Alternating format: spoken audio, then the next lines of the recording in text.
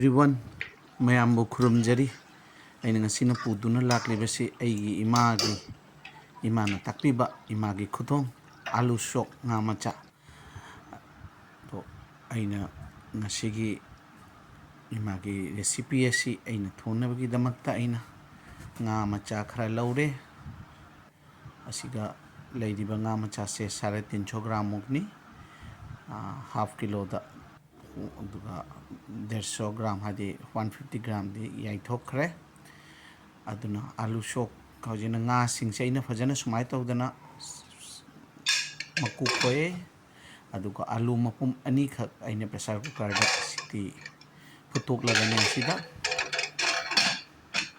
punsida khwai punamakti hawba chak hinsang sidi imana pijaba adugi henba leite tuna ngasi imana pijarakpa mawong jamna yangnasu thongba jaba adugi recipe adu mayamda ai utchage aigi arana soi leiba tarabasu mayamna ngakpigani aina nga sibu thum amasung machu hapaga nga se marinate tawjare asida morok asubusu khajitang hapchai khang da thaw hapchale khang sahalle aigi ngasigi recipe asi yamnasu chamba yamnasu hawba yamnasu samba adugumba recipe ni aduna mayam fajana mutang munna yengbisi aina na sasna sokna tawu hore mayam gi nungsiba mayam gi support ke damakta mai hobby amasung mai gi takhungi taruktagi nagi tigi mayambu hanna thagatchari amasung mayambu khurumjari mayam gi support na aigi nongma gi aigi ano blog ai hapchanaba honajari ai nga se khara fajana fry tawjage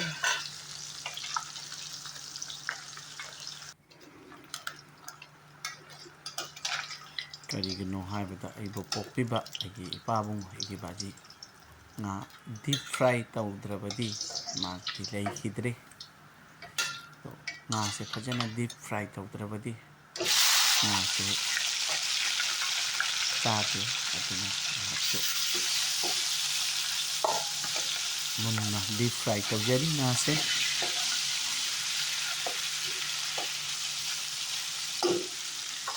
asigi recipe asi dusu nga se khara deep fry tawbiu aduna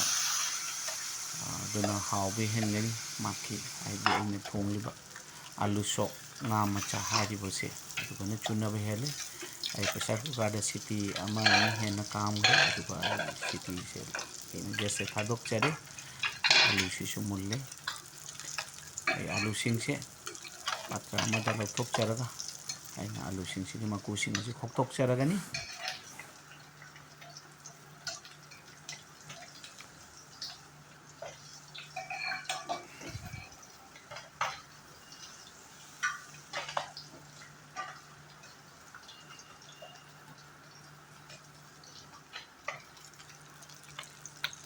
Thank you each and everyone on behalf of my hobby and my chakum. Today the recipe I am sharing is my mother's recipe, which is called in Manipuri Aloo sok. Aloo sok and small fish recipe. Somdana lady besina maroi nakupini, lady tespata, singjita chit lagaye thamjare, chanam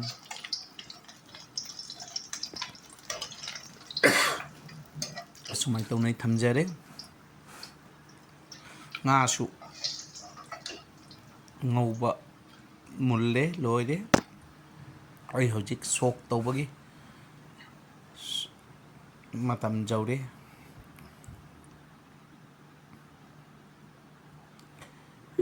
ngasagi lehoriba thaw asida thaw khajitang hapjanjari Aloo singse ai asida maroi sing hapchalaga mash tawani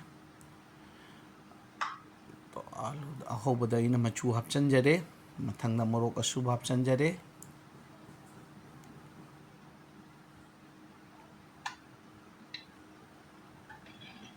ꯑꯍꯨꯝꯁꯨꯕꯗ ꯖꯤꯔꯥ, ꯃꯣꯔꯤ, ꯙꯅꯤꯌꯥ ꯑꯍꯨꯝꯒꯤ ꯀꯝꯕꯤꯅꯦꯁꯟꯒꯤ ꯃꯔꯣꯏ ꯑꯩ ꯍꯥꯞꯆꯟꯖꯔꯦ. ꯑꯗꯨꯒ ꯑꯩ ꯊꯨꯝ ꯑꯦꯁ ꯄꯥꯔ ꯗ test ꯆꯥꯡꯒꯤ ꯃꯇꯨꯡ ꯏꯟꯅ ꯊꯨꯝꯁꯨ ꯑꯦꯗ ꯇꯧꯖꯔꯦ.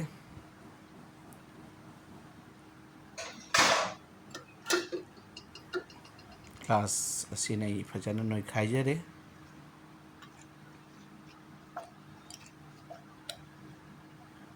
ꯑꯩꯒꯤ ꯂꯦꯡꯒ꯭ꯋꯦꯖꯇ ꯀꯔꯤꯒꯨꯝꯕ ꯁꯣꯏꯕ ꯌꯥꯎꯔꯗꯤ ꯉꯥꯛꯄꯤꯒꯅꯤ. ꯑꯩ ꯏꯁꯤꯡ ꯍꯥꯞꯆꯖꯔꯦ. ꯏꯁꯤꯡꯁꯦ ꯑꯁꯥꯕ ꯍꯥꯞꯀꯗꯕꯅꯤ, ꯑꯗꯨꯕꯨ ꯑꯩꯅ ꯏꯁꯤꯡ ꯑꯏꯪꯕ ꯑꯣꯏꯅ ꯁꯨꯝ ꯍꯥꯞꯆꯖꯔꯦ ꯑꯁꯤꯒ.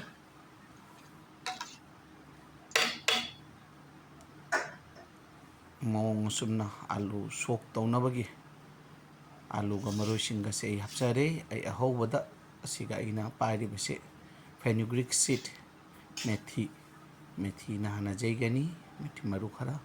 ꯃꯦꯊꯤ ꯍꯥꯞꯄꯒ ꯑꯩ ꯑꯇꯣꯞꯄ ꯃꯔꯣꯏ ꯍꯥꯞꯀꯅꯤ. ꯆꯅꯝ, ꯁꯤꯡ, ꯇꯦꯖꯄꯇꯥ. ꯏꯃꯥꯒꯤ ꯈꯨꯊꯣꯡꯗ ꯆꯅꯝꯁꯦ ꯌꯥꯎꯗꯦ, ꯑꯗꯨꯕꯨ ꯑꯩꯅ ꯆꯅꯝ ꯍꯥꯞꯆꯕꯅꯤ ꯑꯁꯤꯗ.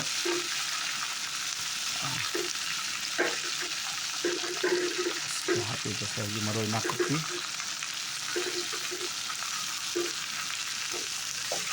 ꯃꯔꯣꯏꯁꯤꯡ ꯑꯁꯤ ꯌꯥꯝ ꯐꯖꯅ ꯉꯧꯃꯤꯟꯅꯒꯅꯤ. ꯃꯁꯤꯒꯤ ꯁ꯭ꯇꯦꯖ ꯑꯁꯤ ꯌꯥꯝꯅ ꯏꯝꯄꯣꯔꯇꯦꯟ ꯑꯣꯏꯕ ꯁ꯭ꯇꯦꯖꯅꯤ. ꯃꯔꯣꯏꯁꯤꯡꯁꯦ,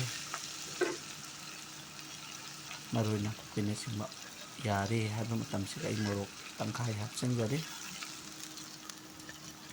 ꯍꯧꯖꯤꯛ ꯃꯔꯣꯏꯁꯤꯡꯗ ꯂꯩꯍꯧꯔꯤꯕꯁꯦ ꯑꯋꯥ ꯐꯗꯤꯒꯣꯝ ꯁꯤꯠꯇꯅꯤ, ꯑꯁꯤ ꯑꯂꯣꯏꯕ ꯃꯇꯝꯗ ꯍꯥꯞꯆꯒꯅꯤ.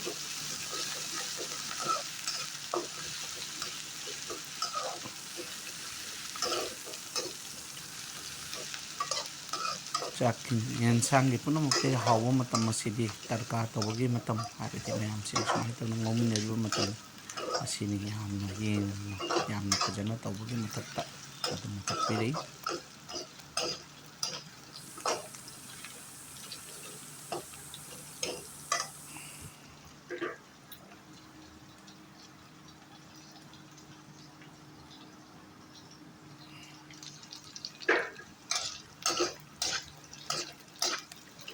ꯍꯧꯖꯤꯛ ꯑꯥꯂꯨꯒꯤ ꯁꯣꯛ ꯇꯧꯔꯒꯅꯤ. ꯑꯥꯂꯨ ꯃꯔꯨꯁꯤꯡꯒ ꯃꯦꯁ ꯇꯧꯔꯕ, ꯇꯛꯈꯥꯏꯅ ꯂꯩꯔꯕ ꯑꯥꯂꯨꯒꯤ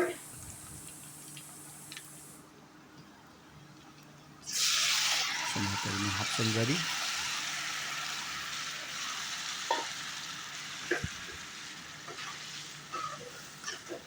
ꯑꯃꯁꯨꯡ ꯏꯁꯤꯡ ꯈꯖꯤꯛꯇꯪ, ꯄꯥꯇ꯭ꯔꯗꯨꯒ ꯏꯁꯤꯡ ꯈꯖꯤꯛꯇꯪ ꯍꯥꯞꯆꯔꯒ ꯐꯖꯅ ꯁꯦꯡꯅ ꯇꯦꯡꯊꯣꯛꯂꯒ ꯑꯃꯨꯛ ꯏꯁꯤꯡ ꯈꯔ ꯍꯥꯞꯆꯤꯟꯖꯒꯅꯤ.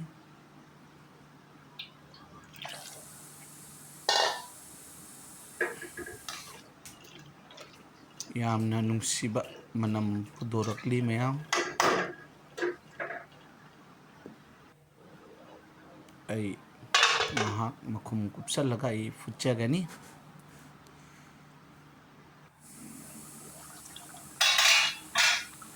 ꯃꯤꯅꯤꯠ 3 ꯐꯨꯠꯂꯕꯒꯤ ꯃꯇꯨꯡꯗ ꯑꯩ ꯉꯁꯥꯏꯒꯤ ꯐ꯭ꯔꯥꯏ ꯇꯧꯗꯨꯅ ꯊꯝꯂꯕ ꯉꯥ ꯑꯁꯤ ꯍꯥꯞꯆꯤꯟꯖꯔꯒꯅꯤ.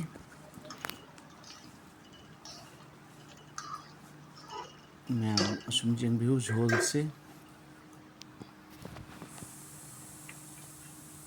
ꯑꯩ ꯐꯤꯁ ꯐ꯭ꯔꯥꯏꯁꯦ ꯑꯩ ꯍꯥꯞꯆꯤꯟꯖꯔꯒꯅꯤ.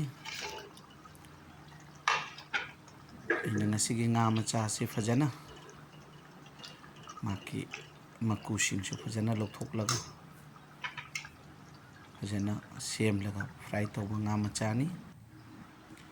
ꯑꯩꯒꯤ ꯄꯥꯝꯖꯕ ꯑꯩ ꯍꯔꯤꯕꯣꯞꯁꯦ ꯃꯆꯦꯠ ꯑꯅꯤꯈꯛ ꯑꯩ ꯍꯥꯞꯆꯤꯟꯖꯔꯤ.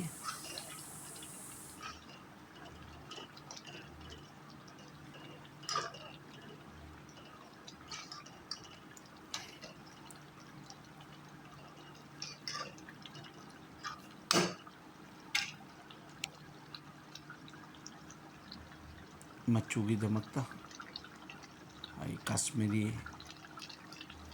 मिर्च पाउडर खजिक एड तौजरी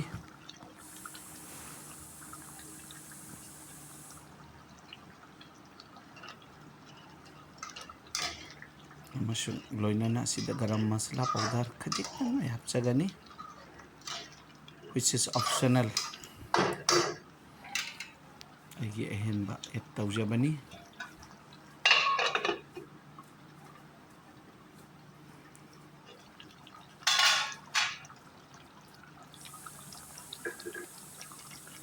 अगी रेसिपी असी जाजरे अदुना असिदा एहा हवा फुदिगम मनासी मथक्ता चाइसनजरे अगी ngasiगी आलू शॉक इमागी खुथोंग इमाना ताकपीबा आलू शॉक अमसुंग nga machagli पूजादुना लाकबा ब्लॉक असी थोंबसी लोइसनजरे मोंग असुमना आई पात्र असिदा आई आलू शॉक nga machage एंसांग असे हापसिनजरी Thank you everyone for your big support, big loves, your views and your very important times that is been given to my channel, my hobby and my chakum. I will come with another new vlog. Thank you so much ma'am na thagachari yamna nungsiba yamna hawdaba manam pudorakte asumna aloo shop amashu machage recipe loijare. Thank you.